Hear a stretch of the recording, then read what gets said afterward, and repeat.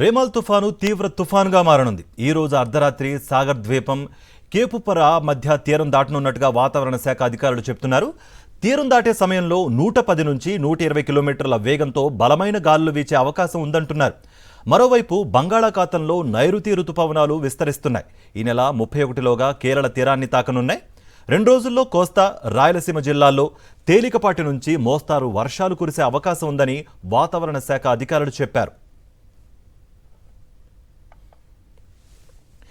రేమాల్ తుఫాను తీరాన్ని సమీపిస్తున్న కొద్దీ బలమైన ఈదురుగాళ్లు వణికిస్తున్నాయి. అలలు ఉవ్వెత్తున ఎగిసిపడుతున్నాయి. తీరం అల్లకల్లోలంగా మారింది. ముందు జాగ్రత్త చర్యగా మత్స్యకార గ్రామాలను ఖాళీ చేయించి ఎన్డీఆర్ఎఫ్ బృందాలను రంగంలోకి దింపారు. అర్ధరాత్రి తుఫాను తీరం దాటే సమయంలో గంటకు 135 కిలోమీటర్ల వేగంతో గాలులు వీస్తాయని అంచనా వేస్తున్నారు. రేమాల్ తుఫాను పశ్చిమ బెంగాల్ను వణికిస్తోంది.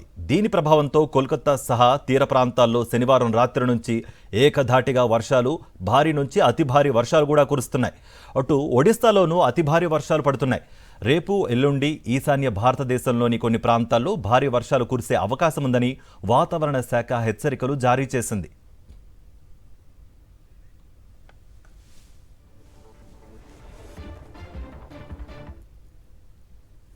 ఇదే అంశానికి సంబంధించి మరింత సమాచారం మా ప్రతినిధి నరేష్ అందిస్తారు. విశాఖలోని పరిస్థితిపై నరేష్.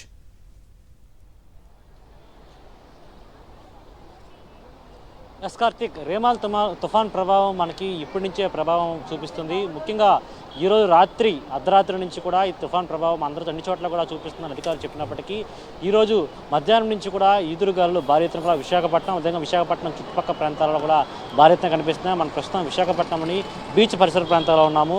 అయితే దీనికి సంబంధించి తుఫాన్ ప్రభావం ఏ విధంగా కనిపిస్తుంది అనేది అలల తాకిడి చూస్తేనే మనకు అర్థమవుతుంది. ఉవ్వెత్తున కూడా అలలు ఎగిసిపడుతున్నాయి. ఎందుకంటే ఈరోజు రాత్రికే అర్ధరాత్రి సాగర ద్వీపం, అదేవిధంగా కేపపూర్ మధ్య పశ్చిమ బెంగాల్ వద్ద తీరం దాటే అవకాశం ఉందని తెలియజేశారు వాతావరణ శాఖ అధికారులు. ఇలాంటి తరుణంలోనే మనకి ఈరోజు మధ్యాహ్నం నుంచి కూడా విశాఖపట్నంలో ఈ విధంగా అలల తాకిడి అనేది పెరుగుతూ వచ్చింది. ఉవ్వెత్తున ఎగిసిపడుతున్న తీరం దాటే ఈరోజు అర్ధరాత్రి సమయంలో తీరం దాటే సమయంలో కూడా పూర్తిగా గంటకు 110 నుంచి 120 కిలోమీటర్ల వేగంతో కూడా గరిష్టంగా 135 కిలోమీటర్ల వరకు కూడా పూర్తిగా ఈదురుగాలు భారీ ఎత్తున ఎగిసిపడతాయని కూడా చెప్తున్న పరిస్థితి కనిపిస్తుంది. మరోవైపు నైరుతి రుతుపవనాలు కూడా బంగాళాఖాతంలోకి విస్తరించిన సిచ్యువేషన్ కూడా చూస్తున్నాం. అయితే ఈ నెల 31లోగా కేరళ తీరాన్ని ఈ నైరుతి రుతుపవనాలు తాకనున్నాయి. అయితే దీని ప్రభావంతో రానున్న 2 రోజుల పాటు 2 నుంచి 3 రోజుల పాటు కూడా ఏపీ, అదేవిధంగా ఏపీతో పాటు కోస్తా, రాయలసీమ ప్రాంతాల్లో పూర్తిగా కూడా వాతావరణ మార్పు రావడంతో ఈదురుగాలతో కూడిన పిడుగులు, అదేవిధంగా ఉరుములతో కూడిన వర్షం కూడా కురిసే అవకాశం ఉందని వాతావరణ శాఖ అధికారులు చెప్తున్నారు. పూర్తిగా మనం ఇప్పుడు విశాఖపట్నం సంబంధించి ఏ విధంగా సిచ్యువేషన్ ఉందని, విశాఖపట్నంలో ఉన్న తీరాన అలల తాకిడి ఏ విధంగా కనిపిస్తుంది, ఉవ్వెత్తున ఎగిసిపడుతున్న విజువల్స్ కూడా చూస్తున్నాము. ఇదే ప్రభావం అదేవిధంగా పశ్చిమ బెంగాల్ సంబంధించి కోల్కతా తీరంలో నిన్న మధ్యాహ్నం నుంచి కూడా భారీ ఎత్తున వర్షాలు కురుస్తున్నాయి.